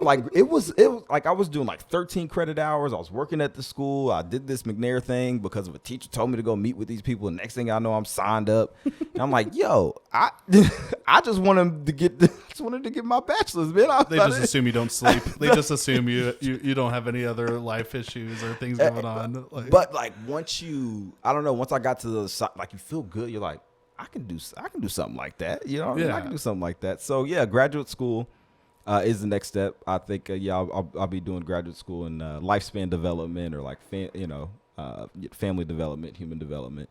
Those sort of things kind of run together. Whenever I've looked at programs, it's always human development and family studies, and so that's kind of the area I want to work at. PhDs aren't going anywhere. If I decide to take that next step after, then so be it. But I'm also married. Family things are starting to be talked about, and I want to leave. I need to leave room for those sorts of things too. But definitely masters. I'm gonna explore that. Try to continue to work with children and families, and I hope to be able to do it within library spaces, using literacy to really connect people to research. And yeah, see where it goes from there. Yeah, man. Those are the goals of mine. And you gotta keep the music part alive too. The music isn't. You gotta keep your Ron Swanson alter ego. Isn't going anywhere. You'll be doing your research. I already see it. You'll be the Reading Rainbow, Space Time, person on the camera up front, and then everyone will be like, "What? Sharaden also is over here playing music. Look at you." Hope that's the dream, man. that would be awesome. I really hope. Yeah, the music isn't going anywhere. I'm talking. All of these shifts are taking place. Since COVID was a real kick into adulthood. I was pretty content with working as an early literacy associate at the library, but quickly you find out oh, it's pretty fragile out here. I better have some systems in place to where I can support myself, and I better find something that I'm damn passionate about it if I'm going to be doing this for the next 40, 50 years of my life. Yeah. So yeah, COVID was really here we go. Yeah, get your shit. We're going to get our shit together right now. Get your shit together right now, today. So yeah, these through that and these transitions that are taking place, there's some music on the horizon. I don't think it's going to be related to Black Stacey. I want to put something out on my own. Okay. I've never done that. I've always worked with bands. I've always had the input from other band members, which has been that's a fun process in itself. But I want to see what happens when it's just me in control of all of these elements, and use musicians that I've never worked with before, and just translate my ideas to them. And you play this sort of thing. It doesn't, because I'm paying you to do this. You know what I mean? You could, just be the person who writes music and sells it. There's people who do that. Absolutely. So that's what I've been putting together these past few weeks, and it's music. I feel those moments. Whenever I was 20, it felt like I could just write and write. And you get older and things sort of slow down. Those moments are far and few in between. So I'm feeling pretty inspired to write. So I'm take advantage of this.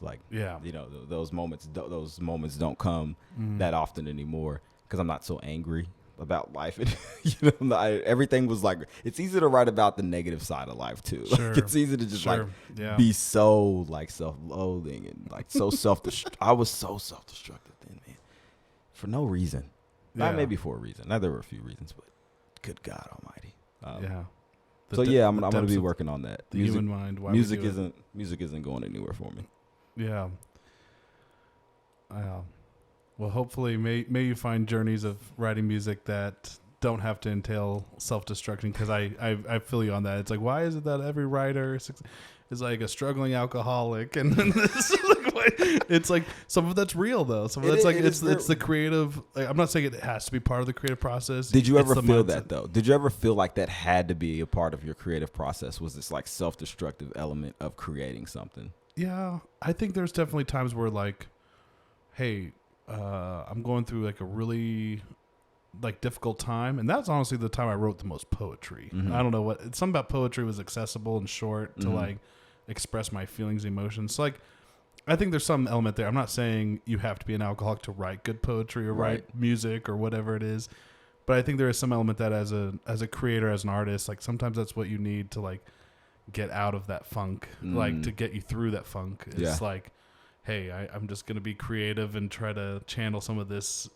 weird energy into my creation.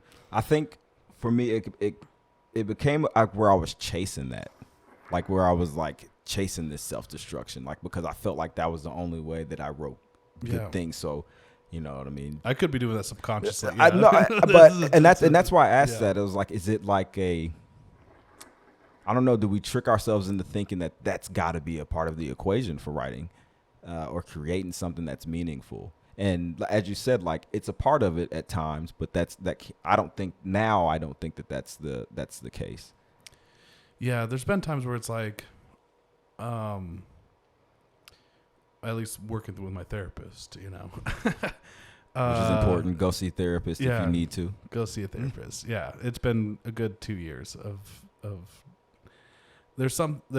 What we worked through a lot with me, you know, was. For me, I think it was more so about the idea that, like, in order to have a good time with a group of friends, I needed to be intoxicated to some level. And so there's been times where I've been trying to, like, challenge that in myself, where it's like, I realize, like, oh, like, I'm a fun, lovable person with or without alcohol or other substances.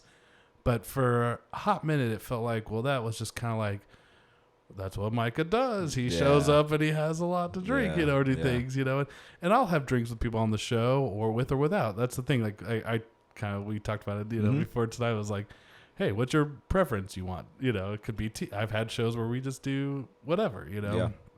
And so I've definitely tried to challenge myself in that space of like, you know, that felt more of like a pattern I was starting to see in my life where it's like, okay, I have maybe an anxiety, especially during the pandemic, where for some reason, like hanging out socially I was even more anxious, and you know, I already have anxiety issues, and so I didn't know how to deal with that anxiety of both being just around people again / worried I might get a disease and die. You know, I don't know. Like it was just like it was like a shit. And so just like, okay, well, let me just get some lubrication going. Yeah, and. I don't know. It's just interesting that you just realize like I'm more socially aware, so sometimes it can feel more anxious, like because I'm not drinking. Yeah. But at the end of the day, you realize like no one's fucking analyzing your actions and your words like you are. You know, right? Like, oh, that's what that you just, isn't that. That's like no you one. Just no, preach to the choir, my like, man. No one you really just preached to the choir. That was like no one really cared. No one's going to bed at night and thinking like, what did that motherfucker Micah? but he fucking said this, and then he said that. No, that's just me up late at night doing it to myself. To yourself. And I just realized like sometimes drinking made that worse. Like I might have felt more numb and you know whatever, but then when I'm going to bed, it's like. You know, again, the whole thing is like alcohol's a depressant, and your body reacts by giving you stimulants. Yep. You know, that next day now, of like after drinking, that like crash of like the just like depression that you kind of get hit with sometimes after drinking. It's almost not worth it. You're like, I'm definitely the shittiest person alive. You're like, I could not handle my mental. It's like I just offended everybody that I hang out with yesterday. I'm probably not going to talk to them for the next 2 weeks.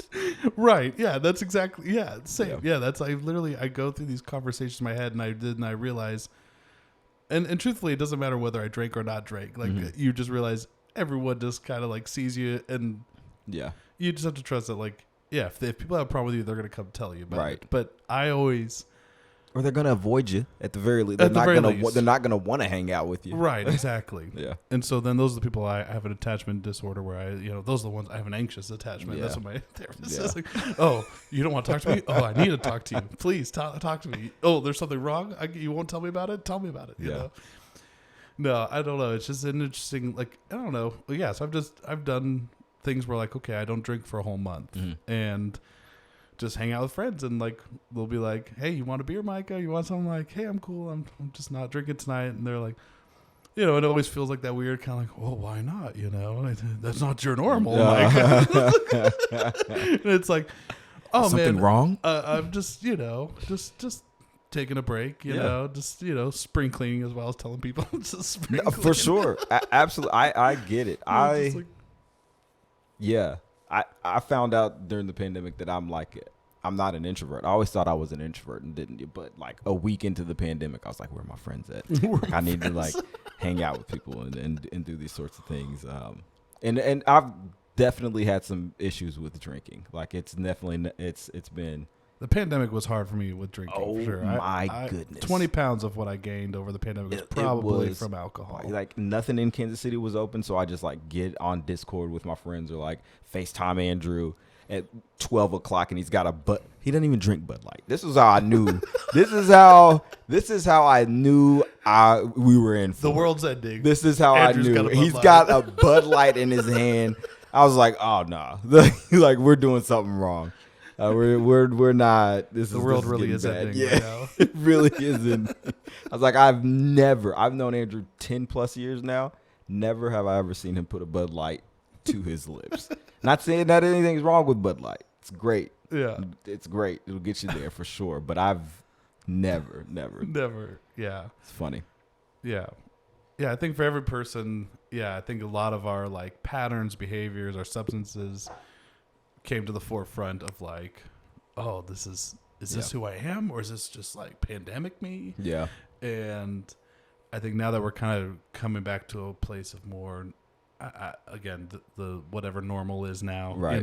Just, again, I still have those friends that I still FaceTime that live elsewhere, and we hang out and kick it. And it's just something that's like, there's just times where I ask myself, I try to treat it like a celebratory thing. Like, you know what I mean? Like, okay, I'm going to go out, I'm going to have a few drinks, but I'm not going to get like blind drunk. Oh gosh. Yeah. Take an Uber home. You know what I mean? Like, it's just like everything. My body can't do that anymore. Yeah, like my 31 now. It's like you. Yeah. It slows down. I like real to shit quick. normally. Yeah. I like normal down shits. It slows down real fast. Like those next days hit hard, man. So you got to pick and choose for sure. And just realizing like, that there's idiosyncrasies of how I'm internally playing out conversations or with people that I just, realize like, okay, I'm using these other things as like a crutch to get me to a place that makes me feel comfortable. And it's like, oh, I could just go there. I can just skip that whole roundabout process and just go there and just keep breathing and just remind myself like, nobody gives a fuck what, like. I'm telling you, like, the thing, like, if you ever get a chance to, like, dive into any social psychology, I think you would find it super interesting because a lot of those concepts of, like, we perceive ourselves completely different than the world perceives us. Like, and everybody's doing that.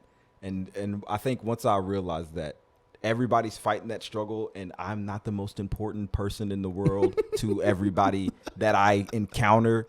Like, they've got their own stuff that they're insecure about and that they're dealing with. It's like such a freeing thing. It really was. It always blows my mind when like the most attractive woman I know, or even attractive guys that I know, and they have like so many self-deprecating comments about their bodies and their conscience. I'm like, it makes me feel shitty because I'm like over here like I'm over here at like 280, like the fuck you complaining about, yo? Like, you're over here. Look at me, man. And so I've literally had people like I know who like have like body image like issues, and they're like, Micah, I just love how comfortable you are. You're like, wait a minute. What the fuck are you saying to me right now? You're about to internalize that. I'm at 11:30 tonight. Sure. I'm internalizing the shit out of that. For sure, I'm doing that. Yeah. Oh, okay, I gotta tell you the stories. Oh yeah, time for a Pray for Micah story.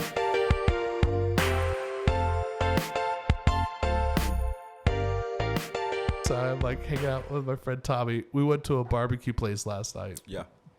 And, you know, I'm like, never been to this barbecue place. So I'm like, I want to know all the, like, I want to try an assortment of options. So she's like, I'm like, what about this platter right here? And it's like a $40 platter. And I'm like, you know, it's got barbecue, it's got, ribs, chicken wings, and pork, and burnt ends. Oh, yeah. Burnt ends. That's great. Yes. And, yeah, we got that, like an appetizer. And we're both big dudes, and it's again, it's all a reflection of the universe of how we interpret situations. But this waitress, man, she kept walking by and she was just like, "Man, how we doing over here, guys? You guys breathing? You guys breathing okay?" Like, I'm just like, dude, I'm telling you, I'm cardiac arrest over here. Dude, I'm fucking telling you. I was like, this chick's giving me some shade, man. She's giving me some real shade, and Tommy's just like, no, man, I think she's just like cheering us on, man. I think she's just kind of like, she was just like, you know, coming by. And no, just Tommy. No, Tommy. She's worried for you. She's worried for us. I'm like, we're just like eating all this food and having a great time and enjoying every bit of it. And we were just like, at one point, we're like, we could both tell, like, okay, we're full. Yeah. But we're just going to keep fucking doing this to just spite this chick. Like, we're just going to keep doing it. Like I'm eating the pickle now and everything. like, fuck you. If you're going to judge me for eating all this food, you know what? Let's get a second one. We want another $40 platter of meat. Like, it was just like, at that point, I'm just like, I'm going to lead into this so hard. Like, you know, like, let me eat. Like, just leave me alone. Your intuition may have been right about that one. I think so. But Tommy was you just may have been right about that one. She was giving us so much grief, dude. She would just like come by. Like, you don't say that to folks, right? Who are eating. She said like four or five different interactions. She just come by and just be like, "You guys want me to take something away? Oh, no, we're still working on that. Okay, I just kind of thought maybe you guys were slowing down, but I guess not." Like, I'm just like, you know what? Oh, why is that? You know what? That's a skit. That's a skit of some sort. That is hilarious. It's literally like these two big dudes, like this is like extremely self-conscious. Are you telling me we're the first fuckers to do this? Are you telling me we're the first ones? You mean two people come in, get one $40 platter of meat, and we're like, we must be the first ones to have done this? Because she's just, that's what I'm like. That's what I'm like. I kind of think what Tommy said, like maybe she's kind of like, man, good job. She's rooting for literally, you. The last thing she said to us, she was like, "Man, guys, I was down. Yeah, I didn't think you guys could do it, but you guys did it. You know, like, oh, good for you guys," or something. I was just like, Jesus, can we just leave? Like, can I just? That's hilarious.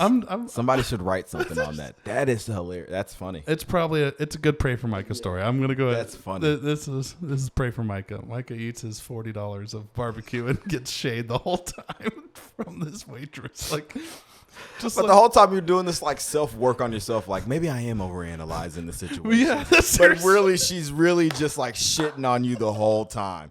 Like that's really just what's. I'm not joking. You like it literally was like, yeah. Tommy literally looks at me. I'm like, bro, is she giving us grief over this? And he's like, no, man. I think she's just like rooting us on, dude. Like he's got like such a positive. But that's when you realize, like, yeah. At the end of the day, I would rather have his mindset, but no, I always go to the dark place. I always go to.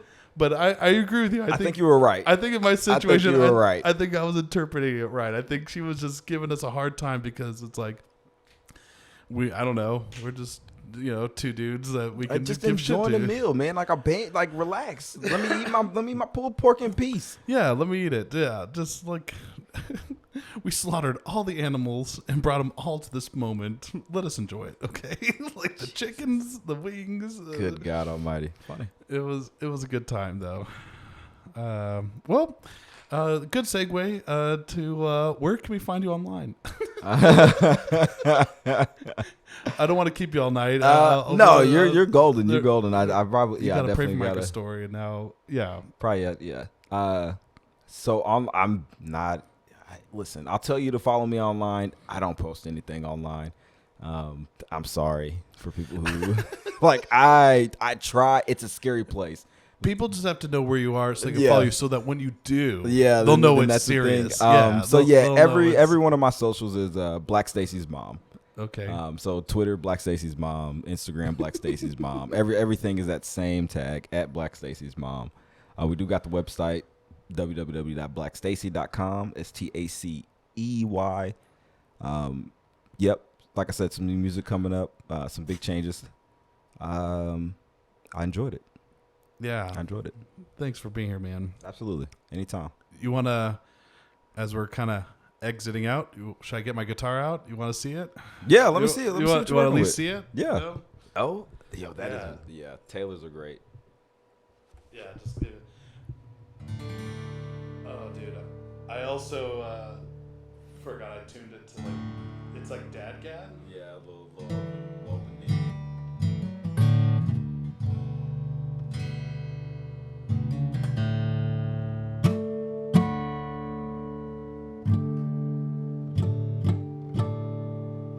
Just because the harmonics on this, dude. This is why I bought this guitar. I was like, gosh, this killer, dude.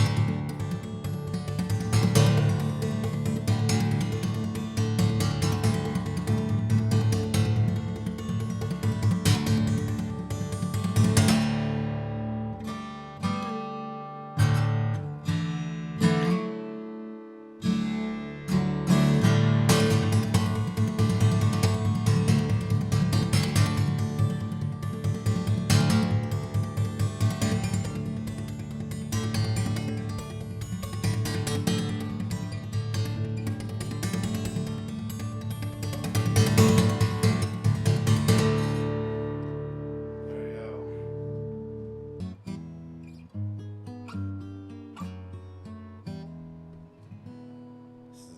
This is beautiful. Oh, dude, it's gorgeous. I want to keep hearing it. Yeah. Yeah, I don't know. I haven't played Black Stacey stuff in a Oh, that's fine. hot Whatever minute. you feel like playing. Yeah, we're just jamming. She said, my poor mother, she calls me on the telephone. Said I'm trying, but I know what's been going wrong. You're my brother, you're my friend, but you're so alone.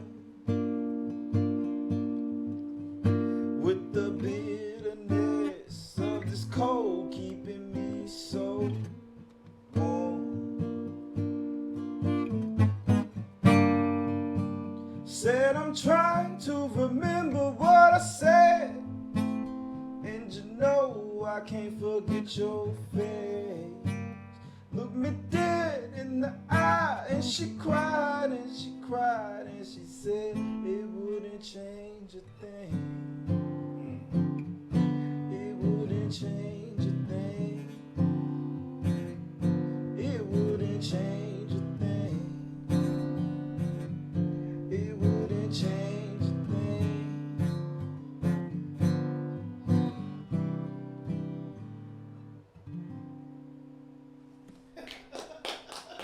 A little bit of something. Oh, Felt fuck good. yeah, Felt dude. good. That was Felt so good. This is good, wonderful. man. Appreciate you. Thank Yeah, you. dude. Thank you, man. Love it. Thanks for joining me for the Pray for Micah podcast. Be sure to like, subscribe, and leave a review. And check out my YouTube channel and follow me on social media. Pray for Micah Pod on Facebook, Twitter, Instagram, and TikTok. We'll see you next time. You are now re-entering the normal world.